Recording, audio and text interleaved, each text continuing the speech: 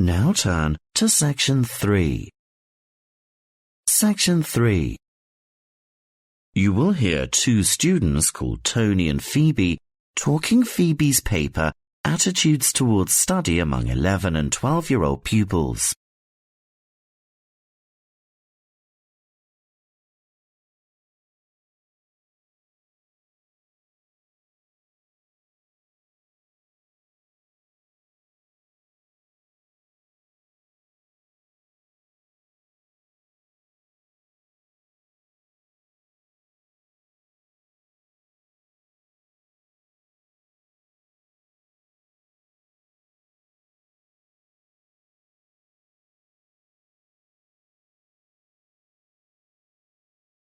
Now listen carefully and answer questions 21 to 25.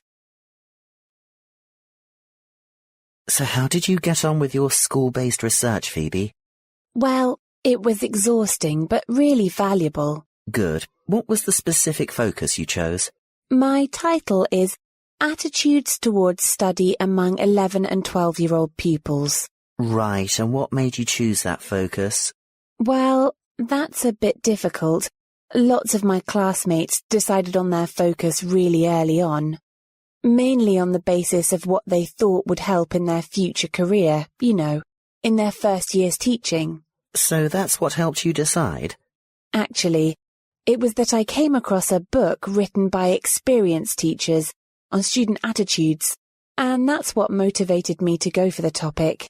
Okay, so what were your research questions or issues? Well, I wanted to look at the ways students responded to different teachers, particularly focusing on whether very strict teachers made teenagers less motivated. And from your research, did you find that was true? No, not from what I saw, from my 5 days observation, talking to people and so forth. Okay, we'll talk about the actual research methods in a moment, but before that, can you briefly summarize what your most striking findings are? Well, what really amazed me was the significant gender differences. I didn't set out to focus on that, but I found that boys were much more positive about being at school. Girls were more impatient. They talked a lot about wanting to grow up and leave school. Very interesting. Yeah, it is. From doing the research, it was clear to me that you might start out to focus on one thing, but you pick up lots of unexpected insights. Right. Did you get any insights into teaching? Yes, certainly. I was doing a lot of observations of the way kids with very different abilities collaborate on certain tasks, help each other. And I began to realize that the lessons were developing in really unexpected ways. So what conclusion do you draw from that? Well, I know it's necessary for teachers to prepare lessons carefully, but it's great if they also allow lessons to go their own ways. Good point. Now, I'm really pleased to see you doing this, analysing and drawing conclusions based on data. But surely this isn't proper data. Because it's derived from such small-scale research? Well, as long as you don't make grand claims for your findings, this data is entirely valid. I like the way you're already stepping back from the experience and thinking about what you've learned about research. Well done. But I know I could have done it better. As you become more experienced, you'll find ways to reduce the risk of difficulties. Okay. Before you hear the rest of the discussion, you have some time to look at questions 26 to 30.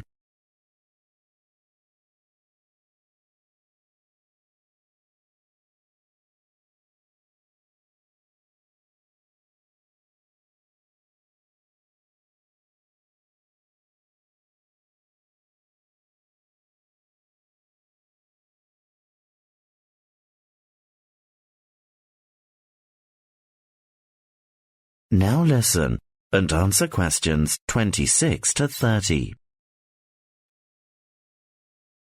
So let's look in more detail at how you gathered your data. Let's start with lesson observation. Well, it generally went quite smoothly. I chose my focus and designed my checklist. Then teachers allowed me into their classes without any problems, which surprised me. It was afterwards that the grueling work started. Yeah, it's very time-consuming, isn't it?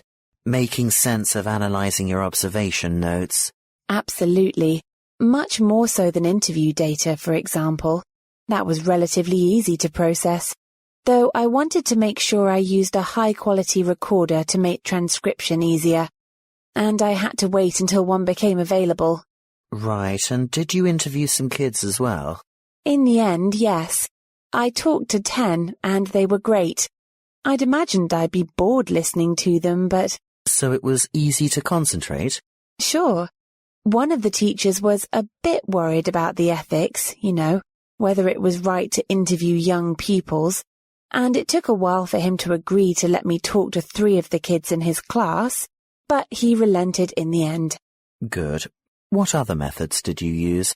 I experimented with questionnaires, but I really regret that now. I decided to share the work with another student, but we had such different agendas it ended up taking twice as long. That's a shame. It might be worth you reflecting on ways you might improve on that for future projects. You're right, yeah. Okay. And the other thing I did was still photography. I didn't take as many pictures as I'd hoped to. Lack of time? It's pretty easy just snapping away, but I wanted each snap to have a purpose, that would contribute to my research aims, and I found that difficult. Well, that's understandable, but remember... That is the end of section 3. You now have half a minute to check your answers.